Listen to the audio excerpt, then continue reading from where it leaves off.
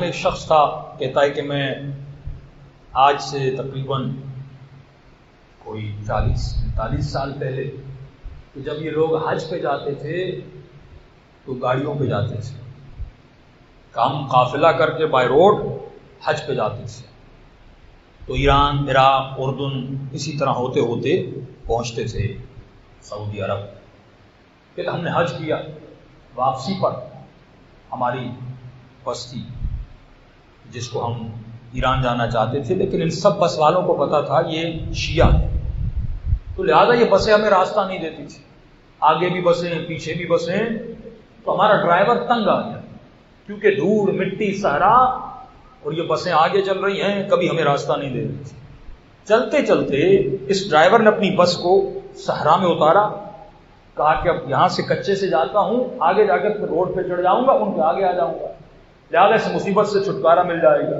کہ اس نے اپنی بس کو اتارا اور کافی دیر تک اس کچے میں چلا، اس صحرا کی مٹی میں گاڑی کو چلے، روڈ سے نیچے اترا، اور اس کے بعد یہ جب گاڑی کو روڈ پہ لانا چاہتا تھا، اسے روڈ نہیں مل رہا تھا، مٹی دھوڑ اتنی زیادہ تھی، کئی بہت آگے گیا لیکن اس کو روڈ نہیں ملی۔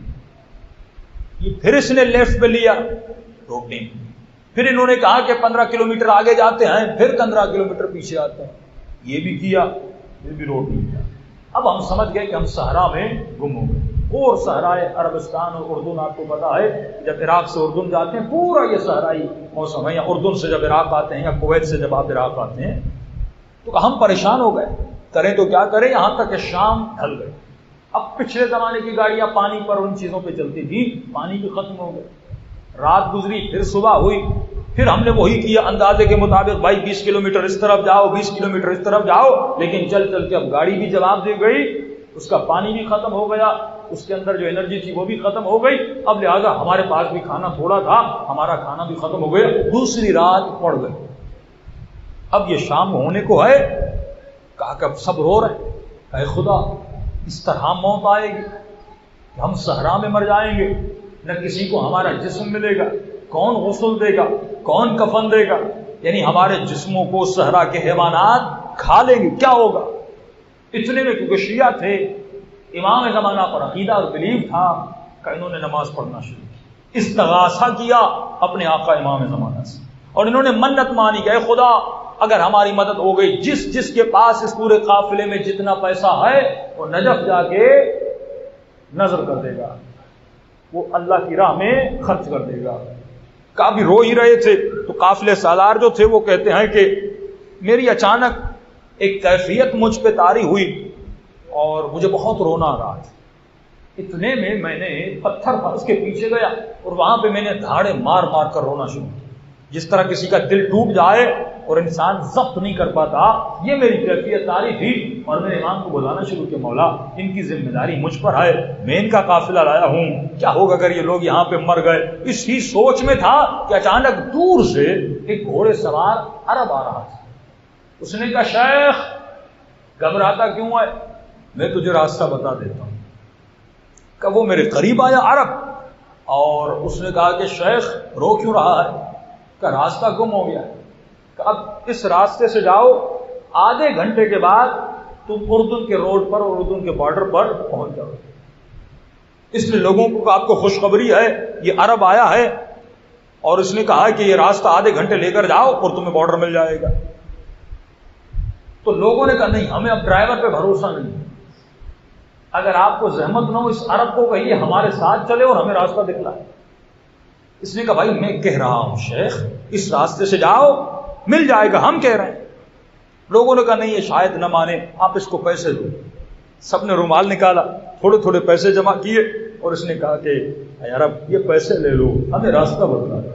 اس نے کہا مجھے پیسوں کی ضرورت نہیں ہے، میں بتا رہا ہوں بھائی یہی راستہ ہے، جاؤ تمہیں مل جائے گا۔ یہ کہ ایرانی صاحب کہتے ہیں کہ میرے جیب میں قرآن تھی، میں نے قرآن نکالا، میں نے کہا علیک بالقرآن، آپ کو قرآن کا واسطہ ہے، آپ ہمارے ساتھ تھے۔ کہ فوراً اس عرب نے کہا کہ شیخ اللہ تحلف بالقرآن، چھوٹی چھوٹی باتوں کے لیے قرآن کی قسمیں نہ کھایا کرو، یہ قرآن بہت عظیم چیز ہے، اتنی آسانی سے تو قسم کھا لیتا ہے، قسم نہ کھایا کر، لیکن کیوں کہ تو نے ہمیں قرآن کی قسم لی ہے، اور ہم قرآن کا احترام کرتے ہیں، تمہارے ساتھ چلنے کو تیار ہیں۔ سب کو کہا بیٹھ جاؤ گاڑی پر، کہ ہم گاڑی پہ بیٹھے، ڈرائیور نے گاڑی کو اسٹارٹ کیا، گاڑی چلنے لگی۔ اب یہ بھول گئے کہ اس گاڑی میں پانی نہیں تھا، اس گاڑی میں کوئی فیول نہیں تھا، یہ گاڑی چلی تو کیسے چلی؟ چلنے لگی اور سفر طے کرنے لگے۔ اچانک نماز کا وقت ہوا، اس نے کہا کہ شیخ گاڑی کو روک، وقت نماز ہے۔ ہم نے کہا ہمارا پانی ختم ہو گیا۔ کب وہ نیچے نکلے، ایک صحرائی پتھر تھا، اس کے پیچھے گئے، پتہ نہیں انہوں نے کیا کیا کہ شیخ اس پتھر کے پیچھے جاؤ، وہاں پہ پانی موجود ہے، تم سب لوگ وضو کرو اور اپنے برتنوں کو بھی پانی سے بھر دو تاکہ سفر میں تمہارے لیے آسانی ہو۔ کہ ہمیں سمجھ نہیں آ رہا اس صحرا میں پانی کہاں سے آیا۔ ہم سب گئے،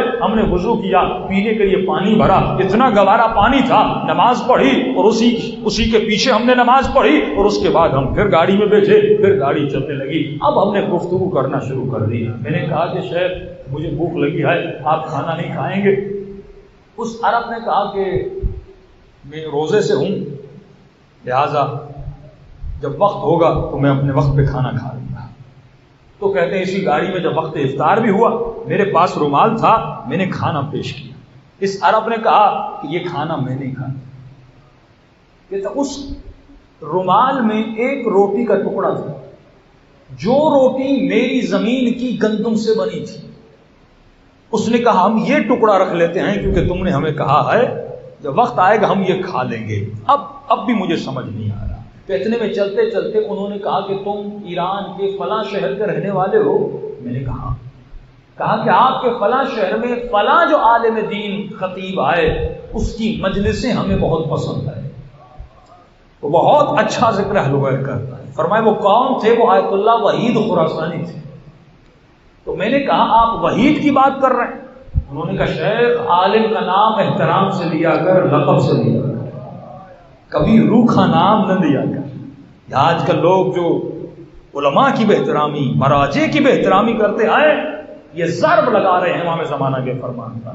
فرمائے جو ہمارا ذکر کرتا ہے اور پھیلاتا ہے، راغا وحید خراسانی کی تائید کی اور کسی اور مجتہد کا لیا کہ وہ بھی آپ کا بہت اچھا مجتہد ہے۔ اتنے میں مسائل پوچھتا رہا، مسائل بتاتے رہے، کہتا راستہ قریب آنے لگا اور انہوں نے کہا ایک بات یاد رکھنا، تمہارے پورے قافلے کے لوگوں نے ایک منت مانی، ان کو کہنا یہ منت نجف میں پوری نہیں کریں۔